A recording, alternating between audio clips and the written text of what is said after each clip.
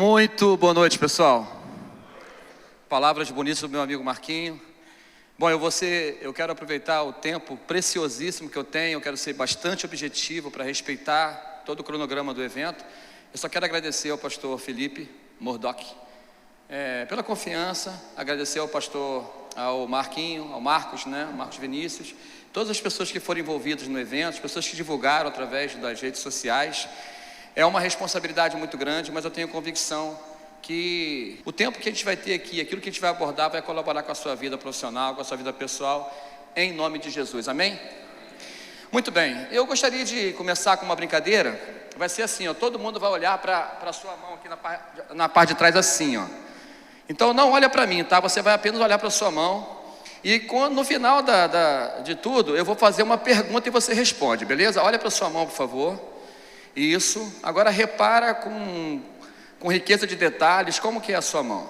Isso, repara aí o tamanho dos seus dedos, repara aí a grossura do dedo, repara as suas unhas, repara a sua pele.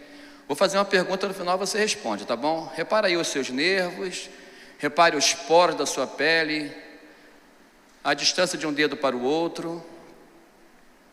A pergunta é: quantos dedos você tem? Quantos dedos você tem? Quantos dedos você tem? Muita gente respondeu 5. Muita gente respondeu 5.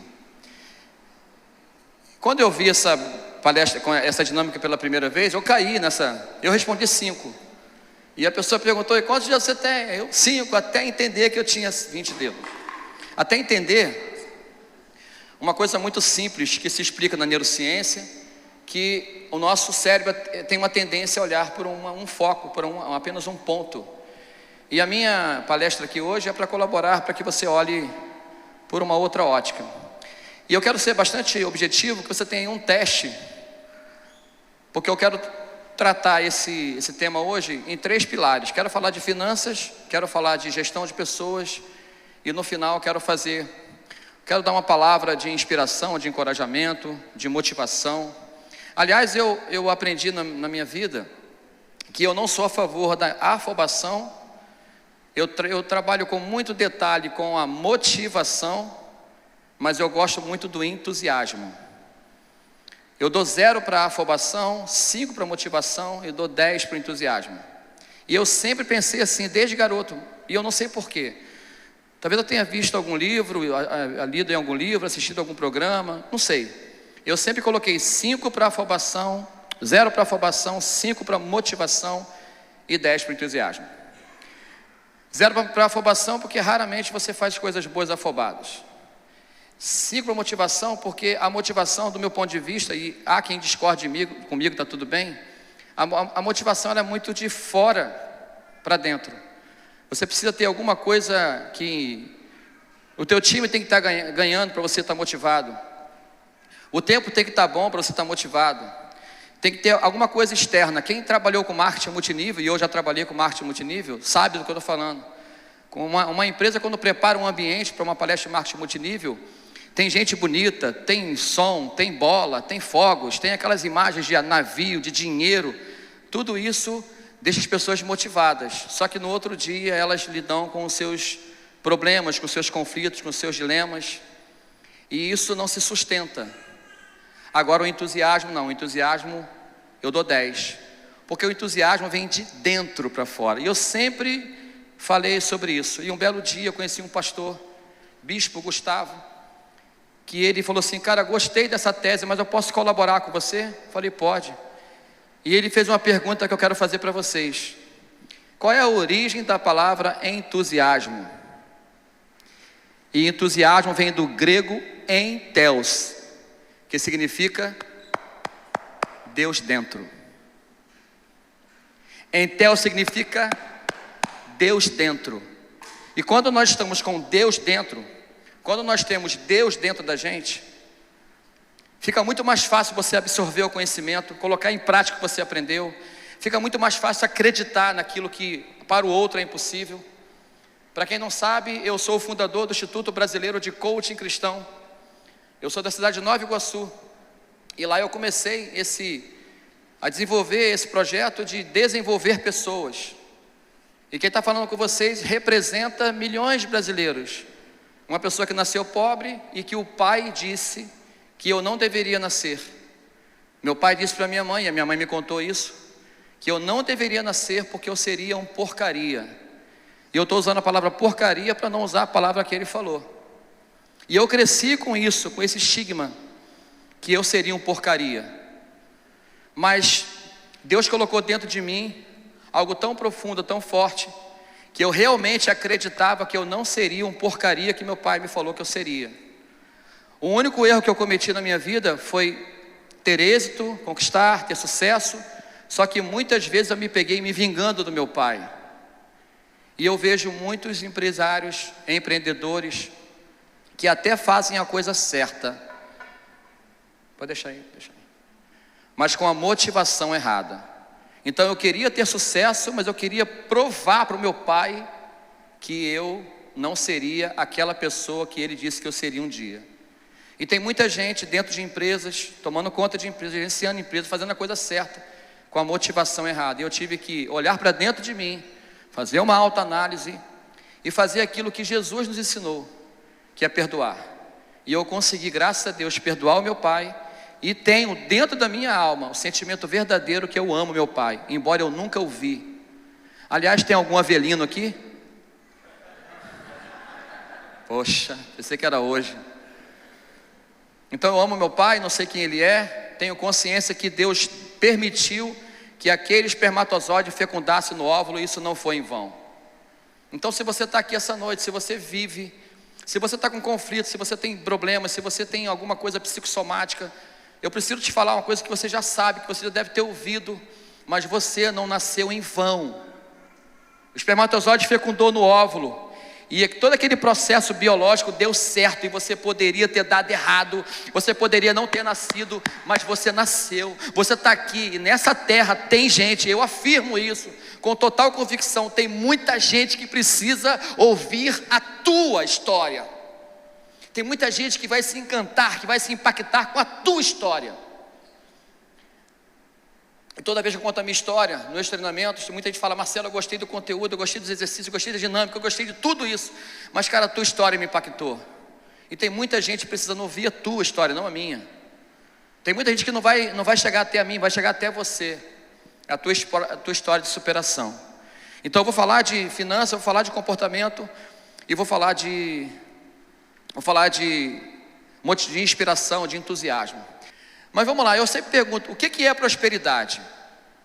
Aí segundo, eu peguei lá do latim prosperos, favorável, afortunado, de pro espere, de acordo com as expectativas. É interessante que aqui está mostrando a origem, que fala de prospere, de acordo com as expectativas. O que nós vemos na maioria das vezes? Empresários, empreendedores, gestores que não têm um plano de meta para a sua empresa, que não sabem onde vai chegar no próximo mês, no próximo ano, nos próximos 5, nos próximos 10 anos.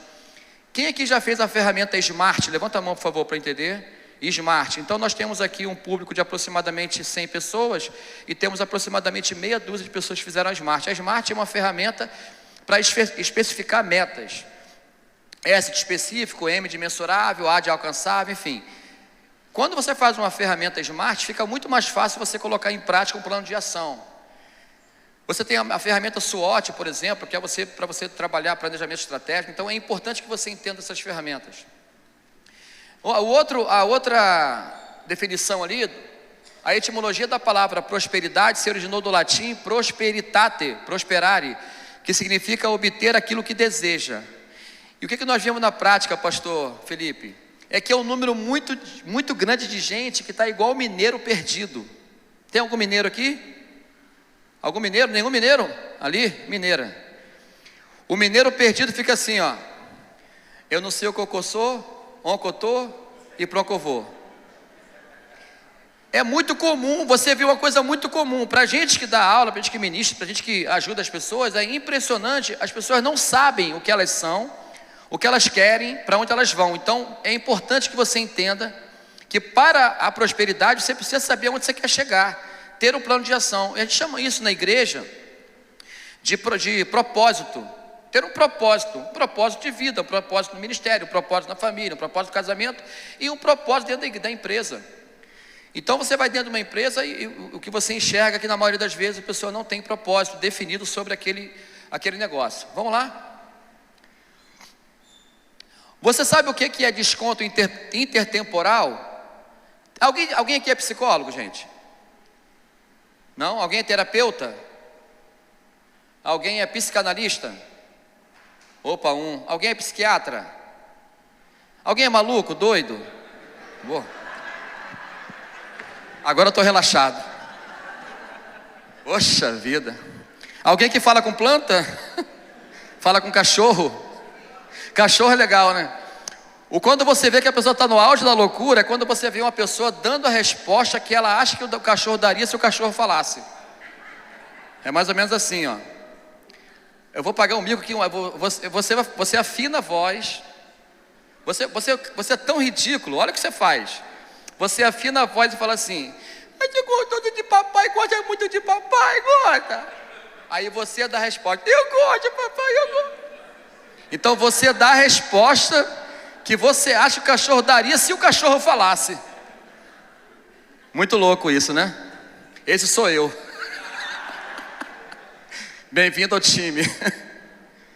Então, segundo os psicólogos, desconto intertemporal, bota aí o significado, é a tendência de dar excessiva importância para coisas de curto prazo e ver as coisas de longo prazo como se estivesse na eternidade. É muito interessante isso, porque eu pergunto, hoje eu conversei com o Marcos, quero agradecer ao Marcos pelo convite e pelo almoço. Muito obrigado. Pô, comi um churrasco maravilhoso. E eu fiz uma pergunta para o Marcos que eu faço para muita gente. E quando você faz essa pergunta, na maioria das vezes a pessoa fica meio assim, ó. Rapaz, você sabe que eu nunca pensei nisso? Sabe que eu não sei? Sei qual que eu sou, qual que eu estou, para o que eu vou? Falei: Marcos, quais são os seus projetos para os próximos 5 anos? Essa pergunta eu faço para muita gente. E a maioria não sabe responder, porque tem uma tendência natural a dar importância para as coisas de curto prazo. Só que, infelizmente, daqui a pouco chega 2027. Ou felizmente. Nós já estamos, gente, nós tomamos de 7-1 um dia desse. Não foi um dia desse, foi 2014, cara. Já tem quantos anos? 8 anos que nós tomamos de 7-1, não parece. Sabe quando você vê assim, sabe quando você percebe quando o tempo passou? É quando você encontra, igual eu encontrei a filha do Marquinhos. Falei: meu Deus, esse menino é muito grande, gente. Como passou rápido o tempo. Então você vai ficar daqui a 5 anos mais velho. As pelancas vão cair. Vai doer aqui as articulações. Você não vai ter a mesma energia, o mesmo pique. Tomara que você tenha, mas a tendência é você não ter a energia que você tem hoje. E aí você não vai ter a força que você tem hoje para produzir, como você produz hoje. Você precisa criar renda passiva. Você precisa criar renda passiva. Você precisa criar ativos. Eu estava conversando com o Marquinho, que eu conversei com um amigo meu um dia desse, que ele gosta muito de tomar café nessas cafeterias bonitas. Ele posta lá foto, nada contra isso, eu também gosto. A foto daqueles chocolate bonito, aqueles cafés enfeitados, aquelas coisas todas e tal. E eu falei: cara, você já fez algum curso de gestão financeira? Ele falou assim: não, cara, posso ser sincero com você? Pode. Eu tenho um certo bloqueio. Por quê? Não, porque, cara, eu adoro o meu café. Tomar meu café na cafeteria, eu amo isso. Só que os palestrantes falam para cortar o café. Já ouviu isso, Marciso? Eu falei: cara, a questão não é o café. A questão é se você cria um ativo para pagar o seu café. E ele perguntou: o que é ativo? E eu falei: precisa fazer meu curso. Então, ativo é tudo aquilo que gera dinheiro, gera receita. E passivo é tudo aquilo que gera custo, gera despesa. No conceito de contabilidade é um outro conceito, mas no conceito de finanças, tudo aquilo que gasta dinheiro, faz gastar, é passivo. E tudo aquilo que faz gerar dinheiro é um ativo. E eu aprendi isso alguns anos atrás, isso é um conceito que eu levo para a minha vida. Então, eu tenho um ativo para cada despesa. Ou pelo menos, eu tenho um ativo para pagar as minhas contas de casa, eu tenho outro ativo para pagar o meu carro, eu tenho outro ativo para pagar os meus investimentos. Criar ativos. Agora, Marcelo, como que se cria ativos? Não dá para falar aqui hoje. mas pelo menos o conceito você tem que entender. Ativos é tudo aquilo que gera lucro, gera dinheiro, e passivo é tudo aquilo que gera custo. Se você tem um carro que é para passeio, que é para uso de... é um passivo, não está errado ter carro. Agora, se você tem um carro que você vai fazer transporte com ele, Uber ou um transporte executivo, esse carro virou um ativo. Esse é o conceito básico. Então vamos lá. Você estuda sobre prosperidade? Eu quero fazer uma pergunta para você refletir. Você estuda sobre prosperidade? Responde para mim, sim ou não? Olha que legal. É legal a falar a verdade, né? Porque a verdade não é para mim, é para você mesmo. Então, de novo, você estuda sobre prosperidade? Então nós temos a metade, viu, pastor? Metade sim, metade não. Agora outra pergunta. Você realmente estuda sobre prosperidade? O não aumentou agora. Não é interessante isso? Quando você fala realmente estuda, então quando eu falar de estudar, não é fazer faculdade. Nem todo mundo que faz faculdade estuda. Mas tem gente que não faz faculdade e estuda. E eu não sou contra a faculdade não, pelo amor de Deus, tá? Não é isso que eu estou falando. Eu estou falando de estudar sobre o termo prosperidade, porque é isso que vai fazer muitas vezes a tua empresa alavancar. Levanta a mão para mim quem não sabe o conceito de alavancagem. Levanta a mão, não sei. Alavancagem é quando você ganha dinheiro com o dinheiro dos outros. Alavancagem é quando você ganha dinheiro com o dinheiro dos outros. No mundo capitalista, esse é o conceito, quando você ganha dinheiro com o dinheiro dos outros. E aí aí existem vários negócios que você desenvolve que você consegue ganhar dinheiro sem ter dinheiro. Você não precisa ter dinheiro. É legal isso, você não precisa ter dinheiro para fazer dinheiro. Você precisa fazer dinheiro para ter dinheiro. E quando você entende o conceito de alavancagem, como que se cria isso, como é que se faz, aonde que está, aonde que tem, que tipo de negócio, a tua mente abre. Você tem ideias, tem insights. Sabe aquela coisa, você fala, caramba, depois daquilo ali me abriu uma ideia, vou abrir vou abrir um negócio. Isso desenvolve a sua intelectualidade financeira. Passa, por favor. Eu quero falar sobre esse tema, prosperologia. Alguém já ouviu essa palavra alguma vez? Ela foi inventada por um francês chamado Marcel Antoine. Prosperologia é estudar sobre prosperidade, estudar, ler livros, fazer cursos, ainda que sejam gratuitos, mas estuda sobre prosperidade. E eu não sei aqui como é que eu não conheço muito, eu não vivo aqui na Barra, eu venho aqui de vez em quando, tenho amigos aqui e tal, mas eu não vivo aqui. Mas aonde eu nasci, fui criado, que chama-se Nova Iguaçu, olha que nome bonito, Nova Iguaçu. As pessoas não estudam sobre prosperidade, ela tem medo de estudar sobre dinheiro, parece que é pecado. E infelizmente algumas igrejas, erroneamente, eu acho até que com boa intenção, parece que falar de dinheiro é falar do demônio, falar do capeta. De educação financeira. Quando você estuda sobre prosperidade, quando você entende a prosperologia, você vai evitar isso aqui, ó. A prosperofobia, que é o medo de prosperar. Você não vai arriscar agora, dando um tiro no escuro, você vai agora investir, você vai agora correr riscos calculados, com estudos mercadológicos, com técnicas, com métricas, é isso que eu estou falando. E aí você vê muita gente que não tem medo tem gente que tem medo de prosperar, medo de crescer, medo de avançar, medo, a fobia.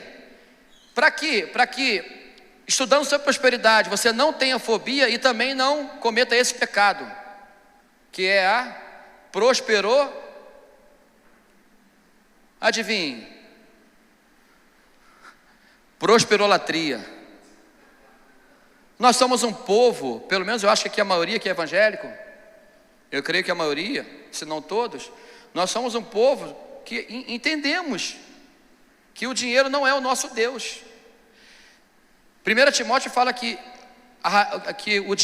o amor ao dinheiro é a raiz de todos os males, não é isso? Olha que interessante isso aqui.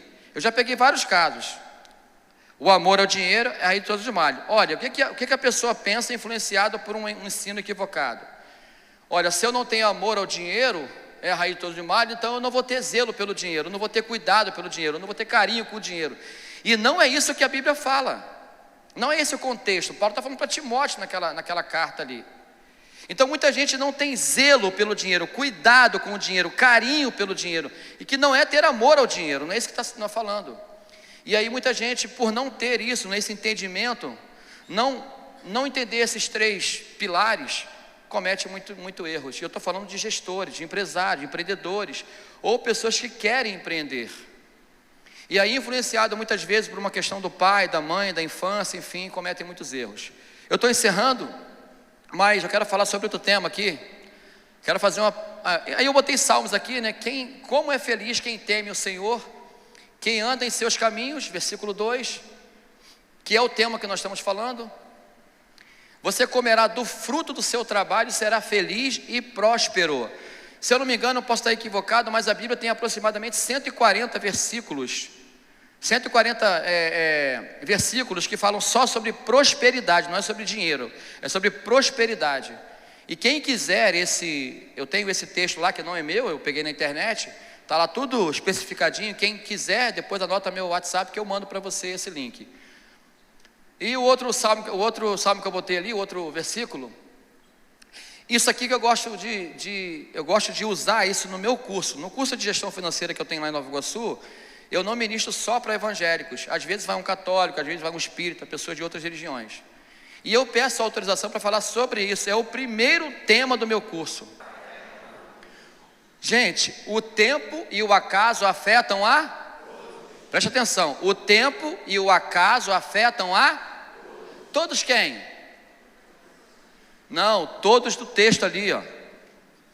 Todos os velozes, todos os fortes, todos os sábios, todos os prudentes e todos os instruídos. O tempo e o acaso, algum imprevisto afeta até essas pessoas que são altamente qualificadas. Eu quero fazer uma pergunta para a sua reflexão. Se o tempo e o acaso afetam os velozes, os fortes, os sábios, os prudentes e os instruídos, e se você não for isso aqui, afeta menos ou afeta mais? Afeta menos ou mais, gente? Você está entendendo o que é prosperidade? A gente precisa estudar sobre isso. Tem gente aqui que provavelmente, se tivesse um imprevisto agora, ia depender do INSS, que todo mundo sabe o que significa, né? E isso nunca será suficiente. Você não pode depender do INSS. Você não pode depender do INSS. Tem gente aqui que compra capitalização. Eu vou explicar para você. Olha como é que é difícil escrever capitalização.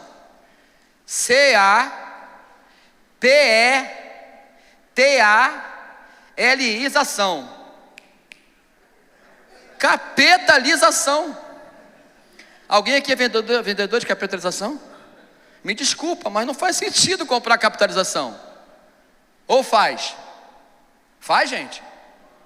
Aí a pessoa não estuda sobre isso, ela faz a capitalização. O André Narciso é um especialista em finanças. Faz sentido comprar capitalização, André? Para o banco faz. Entende? Então você precisa entender isso, por quê? Porque infelizmente, gente, esse tempo aqui, tomara que ele não venha, tomara que o acaso não aconteça, mas nós vemos aí a pandemia, mais uma vez, mais um acaso. Tivemos uma crise em 2015 com a doutora Dilma. Agora tivemos uma crise sanitária, agora temos uma guerra. A gente não sabe o que vai acontecer amanhã. E as pessoas não estão se preocupando com isso, e a Bíblia está te alertando. Ei, cuidado! Cuidado, cara. Se atenta. Estuda sobre prosperidade, leia livros, faça cursos, procure pessoas que sabem mais do que você. Agora versículo 12.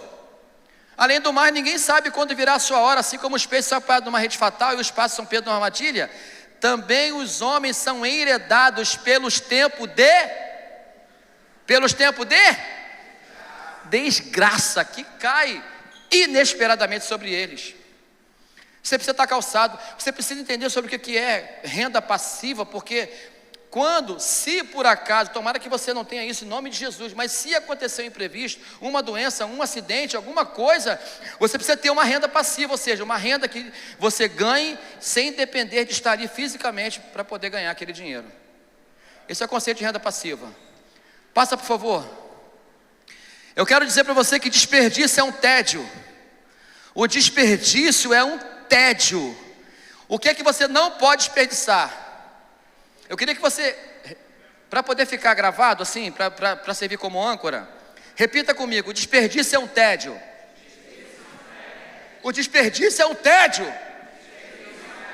O que é que você não pode desperdiçar? Primeiro, tempo. Segundo, energia. Terceiro, dinheiro. Quarto, inteligência. Quinto, oportunidades. Gente, eu não sei você, mas eu vejo um Deus tão generoso, tão maravilhoso, que a todo momento Ele me dá essas oportunidades de gerar recursos. A Bíblia fala em Deuteronômio, se eu não me engano, 8, que é que Deus que dá a capacidade de produzir riquezas. Gente, a Bíblia é um livro lindo. E tem muita gente que precisa entender desse livro através da sua história, da sua vida. Mas se você não for o exemplo, como que alguém vai olhar para você e falar: pô, eu quero te ouvir? Passa, por favor. Quem é você no universo business? Você é empresário ou você é empregado? Por favor, levanta a mão os empresários. Levanta a mão os empregados. Tem poucos empregados. Levanta a mão os empregados que querem ser empresários. Oh, glória. O empresário, ele quer o cargo. Muitas vezes ele não sabe lidar com a carga. Precisa saber lidar com a carga tributária, trabalhista, social, carga emocional. Todo mundo sabe como é que é complicado ser empresário no Brasil. Aí a outra pergunta que eu faço: você é um empresário ou você é um empresidiário?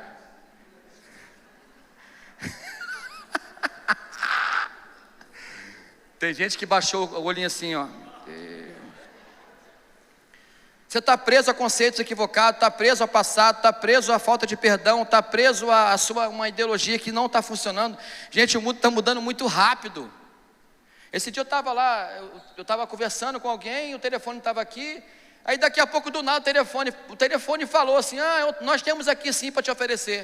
Eu falei: que troço doido é esse? O telefone ouve o que eu estou falando e me vende. Não é? Tem robô, tem Hotmart, você não compra mais falando olho, agora é robô com robô. Enfim, outra pergunta que eu faço: você é funcionário ou funcionário? Esse termo aqui foi idealizado por um russo chamado Marcelovsky Antonovsky. Preste bem atenção, eu fui funcionário durante muitos anos. Não há nada de errado ser funcionário. Tem muita gente que prospera sendo funcionário. Eu quero chamar a sua atenção porque o funcionário é aquele cara, aquela pessoa que fica preocupado apenas com o horário de sair e horário de entrar. Ele fica apenas preocupado com os direitos dele trabalhistas. Não está errado estar preocupado com isso. O que eu acho lamentável é estar preocupado só com isso. Eu entendi quando eu trabalhava para alguém que aquela empresa era um laboratório para mim, aquilo ali era uma faculdade. Então o funcionário, ele olha para aquela empresa ali, ainda que o cara seja ruim, ainda que a empresa não seja o que você sonha, mas aquilo ali tem que ser um laboratório para você. Como eu aprendi, eu trabalhei ali no, meu Deus, ali em Estado do Catonho, Motel Taba. Eu fui garçom do Motel Taba. Você não tem noção o que é ser garçom no Motel Taba. Você não tem noção. Lá no Motel Taba, quem trabalhava de 7 da manhã até as 2 da tarde não tinha direito ao almoço. E eu não tinha como levar comida de casa, porque eu morava sozinho, enfim, é uma história longa. Só podia almoçar quem trabalhava de 7 da manhã às 7 da noite, aí podia almoçar. E todo dia era frango. Todo dia frango. Ensopado, frito, assado, frango recheado, todo dia era frango. Uma vez eu fui bater o chapa pro meu pulmão, tinha um pito no meu peito assim. Mas ali eu aprendi uma coisa interessante sobre gestão de pessoas, sobre gestão de negócio.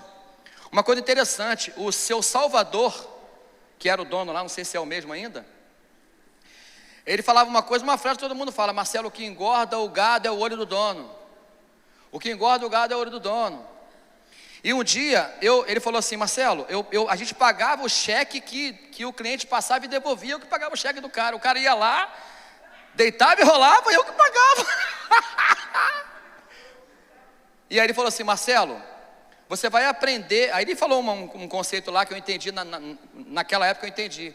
Você vai aprender sobre negócio quando você tiver o teu próprio negócio. Você vai aprender que a gente não pode ser, e eu sei que ele estava errado, ele não estava certo, mas que você não pode ser bonzinho, você tem que ser justo. Essa frase ficou na minha cabeça o tempo todo. Por que ele falava justo? Porque voltou o cheque, porque não pegou os dados todos do cliente e tal, enfim. E aí, quando eu fui ter a minha empresa, eu fui ser um homem bonzinho. E por que eu era bonzinho? Vou falar uma coisa pessoal, que talvez algumas pessoas, ou alguém aqui tenha tido isso. Por eu não conhecer o meu pai, por eu ter sido rejeitado pelo meu pai, eu ajudava muito os meus funcionários. Eu fazia coisas que não se faz por funcionário. É meio louco o que eu fazia. Eu não vou contar porque eu não tenho tempo.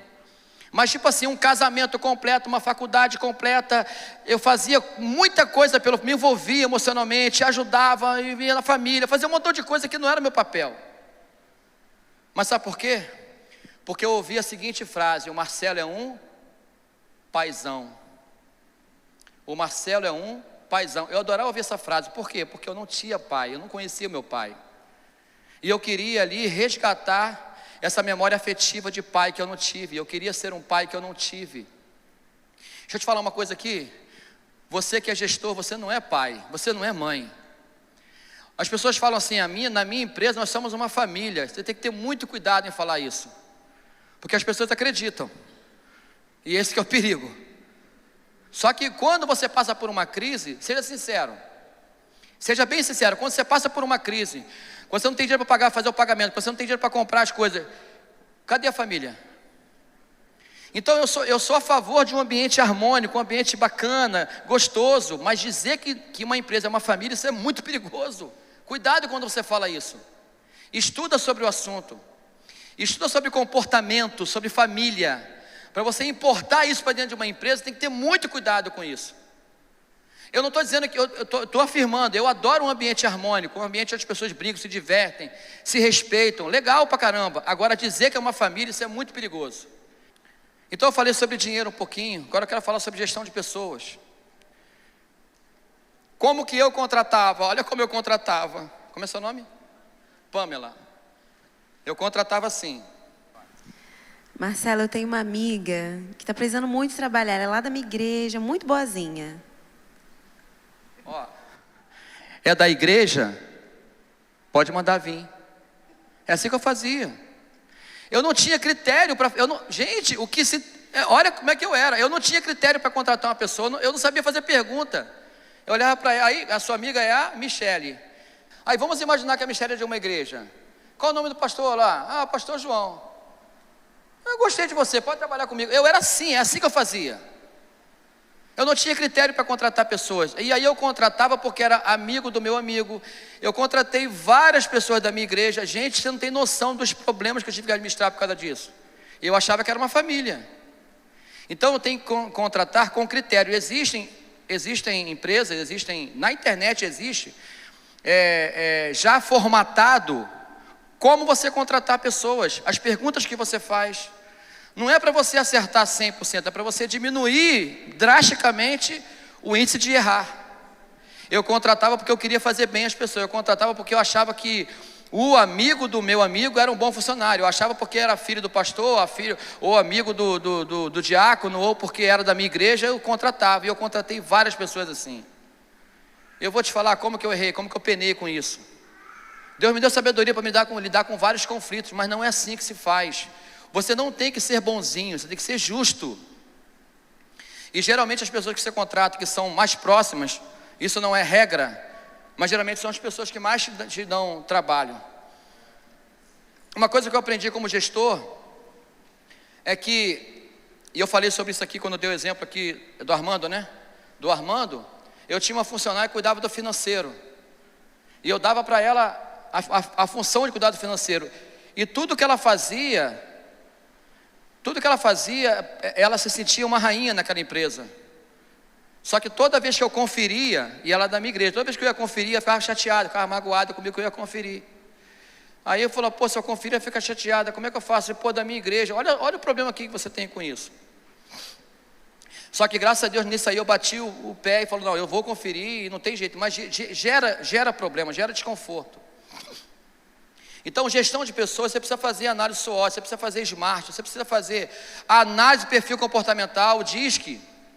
Você precisa saber se o seu funcionário ele tem um perfil colérico, sanguíneo, fleumático, melancólico, ou águia, lobo, golfinho, tubarão, saber qual é o perfil. Às vezes a pessoa ela é mais fechada, mais reservada, ela não vai trabalhar na venda. Ela gosta de rua, ela gosta de falar, ela é igual a mim. Aonde ela chega, ela faz amizade. Já o outro é mais recatado, mais tímido. Então, quando você faz um teste de perfil comportamental, você aumenta a chance da contratação dar certo. Ou pelo menos você lá na frente vai cobrar, falar, olha, você me disse que você era isso, isso e isso. E você não está sendo isso aqui agora. Outra coisa importante dentro do universo de gestão financeira, de gestão de pessoas, o gestor, não sei se você vai concordar comigo, o gestor ele tem o hábito de dar muitas respostas. E o bom gestor é aquele que faz boas perguntas. Eu aprendi isso no coach. O bom gestor é aquele que faz boas perguntas. O pastor Felipe, todo mundo sabe que ele é inteligente, não sou eu para falar isso aqui agora. Ele falou, vamos lá em cima comigo. Sabe quanto tempo ele falou? Vamos falar aí de 10 minutos. Em percentual, sabe quanto ele falou? 5%, porque ele me fez 2 ou 3 perguntas, eu falei o tempo todo. Eu observei isso. Não foi, pastor? Só foi 2 ou 3 perguntas, eu e falei a minha vida toda para ele. Ele, legal, pá.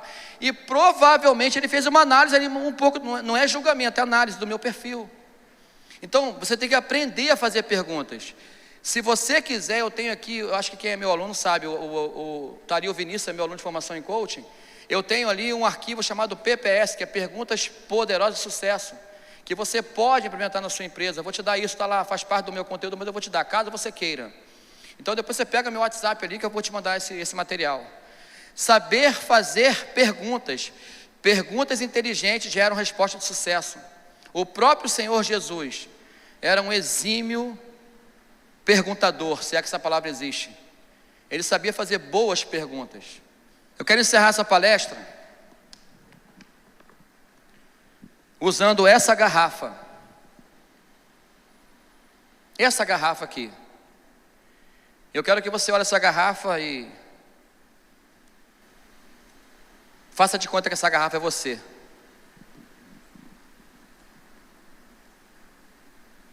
Um empresário, um empreendedor, uma pessoa que quer êxito no seu negócio, não é ficar rico, é ter êxito. É conseguir resultados expressivos, é conseguir ajudar a sua família, realizar os seus sonhos, proporcionar para os filhos um bom colégio, um bom conforto, você poder viajar, realizar um sonho de casamento, enfim. Durante esse percurso, é natural, é muito natural. Não estou falando que é normal, estou falando que é comum, que é natural. Você lutar por uma identidade, lutar por um ideal, lutar por um objetivo, lutar por um sonho, colocar a sua marca naquilo que você faz. Mas você vai encontrar o tempo todo pessoas tentando tirar o teu rótulo, tirar o teu sonho, rasgar o teu sonho, rasgar a sua identidade. É isso que você vai encontrar. Infelizmente, a palavra diz que no mundo tereis aflições, então a gente tem que saber lidar com isso. E aí, as desilusões, as frustrações, as decepções, as traições, e muitas das vezes daqueles que você contratou como família, aquele que você achou que era uma família, e você vai acontecer isso com você aqui, ó. Você vai ser amassado. Você vai ser amassado, vai se sentir torto, vai se sentir estranho, vai se sentir feio. Quantas vezes eu já me senti assim? E o problema não é ficar feio, o problema não é ficar torto, o problema não é ficar estranho, o problema é você querer ficar de pé e você não consegue. Você tenta ficar de pé e não consegue. Você luta, você tenta, você se esforça, e você não consegue. Eu passei isso em 2016, foi uma das piores fases da minha vida como empresário. Eu fui amassado, eu fiquei torto, eu fiquei feio, eu fiquei estranho. Eu chorava pelos cantos muitas vezes sem encontrar a solução. Graças a Deus que eu sirvo um Deus maravilhoso. Porque se não fosse Ele, eu não sei o que seria de mim. Ainda que seja pouca a fé que nós tenhamos, essa pouca fé nos impulsiona. E aí você vai e se abre para o conhecimento. Você se permite para o conhecimento. E quando você começa a se abrir, já existe uma mudança natural. E aí você ouve a palavra. Você vai numa escola bíblica dominical. E você vai num culto. E você vê gente numa situação pior do que a sua, e você vai lá e tenta ajudar com a palavra. Tu está arrebentado, quebrado por dentro, mas você vai lá e fala: não, cara, vai dar tudo certo. E você tenta, você se esforça, e você vai, e se esforça, e vai crescendo. E tem que se mexer por dentro, tem que apertar tudo por dentro para você melhorar. E aí passa a sua fase difícil.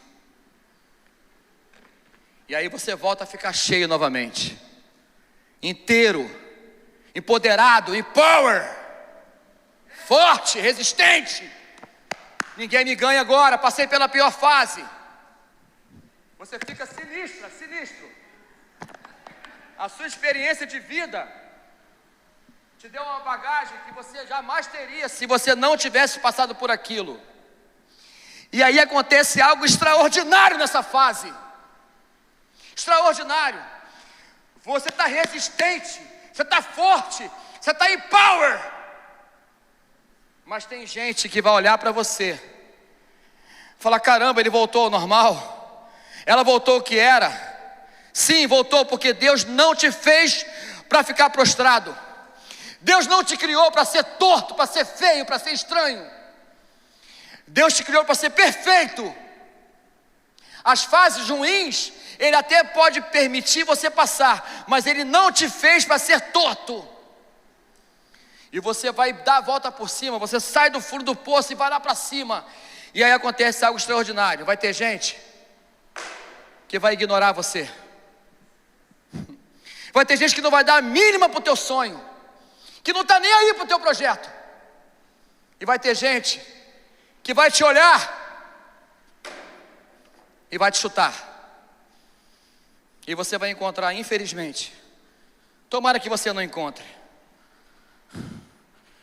mas você vai encontrar pessoas que vão te ignorar, que vão te chutar e que vão pisar em você. Eu lamento falar isso, mas quantas pessoas que eu ajudei dentro da minha empresa, e foi justamente elas que me pisaram.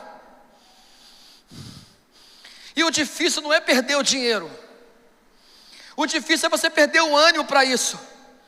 O difícil é você perder o amor pelas pessoas por isso. O difícil é você não acreditar que não vale mais a pena ser bom, que não vale mais a pena ser justo. E infelizmente pessoas pisam em você. Mas com essa pequena palestra eu vim te dizer algo muito simples. Ainda que alguém te ignore, ainda que alguém te chute, ainda que alguém te pise, acredite no seu potencial. Acredite na sua competência. Acredite na sua capacidade de estudar, de prosperar, de avançar, de resistir. Acredite em você. E acima de tudo, acredite em Deus. Porque no final, você vai ficar de pé. No final, você vai ficar de pé. No final, meu amigo, você vai ficar de pé. E você tem que vir aqui nesse púlpito, em outros púlpitos, em outros lugares, para falar da sua restauração, da sua superação. Respondam para mim: qual é a matéria-prima do chocolate? Qual é a matéria-prima do pão? E qual é a matéria-prima da superação? A dor, o erro, a afronta, a traição. Isso é a matéria-prima da superação. Para você contar sobre, para você falar assim, eu superei, teve que ter um trauma, teve que ter um erro, teve que ter uma traição, teve que ter uma injustiça, teve que ter ingratidão. Para tu subir nesse altar, em qualquer lugar, para falar para uma pessoa sobre superação, você precisa ter sofrido alguma coisa para poder falar sobre isso. E eu espero profundamente que de alguma forma eu tenha colaborado com pelo menos uma vida. Eu quero contar para vocês rapidamente uma história, muito rápido, 5 minutos. Algumas pessoas conhecem meu trabalho. Eu vendia flor no cemitério. Eu era vendedor de flor no cemitério. E eu passava a noite no cemitério. Eu dormia no cemitério para poder vender flores, para poder guardar os pontos, para guardar o ponto para poder vender as flores. Eu vou resumir a história porque eu não pensei em falar ela aqui. Eu colocaria até as fotos ali, mas eu não pensei sobre isso, então foi muito de momento. Teve um dia que eu cheguei no cemitério, minha mãe estava lá na calçada do cemitério, Jardim da Saudade, Edson Passos, guardando o ponto para eu poder rendê-la. Estava um dia nublado, que eu sabia que ia chover muito. Minha mãe saiu dali, me rendeu, foi para casa. Eu descarreguei aquele monte de flores, de expositores, um monte de coisa no caminhão. E por volta de 7h30 da noite, eu estava sozinho no cemitério, de frente para um valão. Imagina a cena, cemitério, valão, escuro de noite, perigoso. Esse era o cenário. E de repente caiu aquele toró, aquela chuva pesada. E a única coisa que eu pude fazer naquele momento, a única coisa que eu podia fazer é pegar um plástico preto e me cobrir com o plástico preto. E eu fiquei ali coberto com aquele plástico preto. E toda vez que eu conto essa história, parece que eu sinto a água batendo no plástico. Parece que eu sinto o cheiro da água. Parece que eu sinto a umidade da água molhando a minha roupa. Parece que eu sinto o cheiro do valão. Parece que eu sinto o frio daquele momento. Eu estava ali debaixo do plástico preto. E ali eu me fiz 2 perguntas. A primeira pergunta é: o que é que eu estou fazendo aqui? E a segunda foi: será que vai valer a pena? E de vez em quando você se pergunta, de vez em quando você faz essa pergunta para você mesmo: o que é que eu estou fazendo aqui? Aqui nessa empresa, aqui nessa igreja, aqui nessa família, o que é que eu estou fazendo aqui? E de vez em quando você pergunta para você mesmo: será que vai valer a pena? Será que vai valer a pena investir? Será que vai valer a pena estudar? Será que vale a pena esperar? Será que vai valer a pena? Mas eu confesso para vocês que essa pergunta não doía o meu coração. A pergunta que doía o meu coração é quando eu perguntava para mim mesmo, sozinho naquele lugar. Eu sozinho naquele lugar, de frente para o cemitério, ao lado de um valão, de noite, escuro, frio, chovendo. E eu fazia a seguinte pergunta: Pai, por que você não está aqui? Pai, se você tivesse cuidado de mim, a gente estaria aqui junto, Pai. Poxa, Pai, por que você me abandonou? Pai, eu estou com tanta vergonha de estar aqui sozinho, Pai. Apesar de estar sozinho, parece que tem 1 milhão de pessoas me olhando. Poxa, Pai, por que você disse que eu seria um porcaria na vida? O que eu fiz de errado? Poxa, Pai, por que você fez isso comigo? E essas perguntas, irmãos, doíam a minha alma. Não estava preocupado mais com o valão, não estava preocupado mais com o cemitério, não estava preocupado mais com chuva. A minha preocupação é por que eu fui rejeitado. E eu não tinha respostas. E eu não sei te falar, eu não sei como, eu não posso afirmar. Eu não tenho dom de línguas, eu não tenho dom de visões, eu não tenho dom de audição, nada disso. Mas eu tenho a convicção que naquele dia Deus falou comigo: Marcelo, você conseguiu as flores, cara. Você conseguiu emprego para comprar as flores. Você conseguiu o caminhão emprestado. Você conseguiu a marcenaria emprestada. Você conseguiu o caminhoneiro de graça. Você conseguiu o melhor ponto. Você conseguiu comprar todas as flores. Você tem disposição. Você tem os 5 sentidos perfeitos. Marcelo, você tem garra, determinação, força de vontade. Marcelo, você tem saúde, Marcelo. Marcelo, para de reclamar daquilo que você tem e passa a agradecer, ser grato por aquilo que você tem. Marcelo, para de reclamar, Marcelo, e reaja, Marcelo, reaja. E passou a chuva, passou o tempo ruim, porque o tempo ruim passa, irmão, a fase ruim passa. Se você crê nesse Deus maravilhoso, a fase ruim vai passar. E depois de mais ou menos 5 minutos, veio uma senhora na minha direção. Você imagina a cena, cemitério de noite escuro, uma mulher de vestido branco na minha frente. Você imagina o que eu achei que era? E ela veio na minha direção, e ela viu tudo que aconteceu. E ela fez uma espécie de entrevista comigo. Ela perguntou um montão de coisa, ela fez 2 perguntas. Falou: meu filho, o que é que você está fazendo aqui? E eu falei: eu vim vender as flores, dona Eliane. Eu conto isso no meu livro. E ela falou assim: mas hoje é segunda-feira, o finados é só no sábado. Você vai dormir aqui todos esses dias? E eu falei: vou, sim, senhora. E ela perguntou: mas será que vai valer a pena? A pergunta que eu fiz debaixo do plástico preto. E eu falei: dona Eliane, tudo aquilo que eu faço, eu acredito que vai valer a pena. Tudo aquilo que eu meto a mão para fazer, eu acredito que vai valer a pena. Ainda que eu erre, mas vai valer a pena. E essa mulher voltou para casa e ela perguntou: você já comeu? Eu falei: não, senhora, a minha mãe vai trazer comida amanhã para mim. E depois de meia hora essa mulher veio na minha direção. Eu não dava para ver o que era de longe. Eu vi que era um negócio branco na mão e uma garrafa na outra mão. E quando ela chegou bem pertinho de mim, deu para ver que era um prato de comida tampado com outro prato e amarrado com pano de prato. Naquela época não tinha tapoé, não tinha quentinha. E ela pegou aquilo e falou: toma, filho, vai comer. E aquela foi a melhor comida da minha vida. A melhor comida da minha vida. E porque eu contei essa história para você? Porque ali eu aprendi uma lição.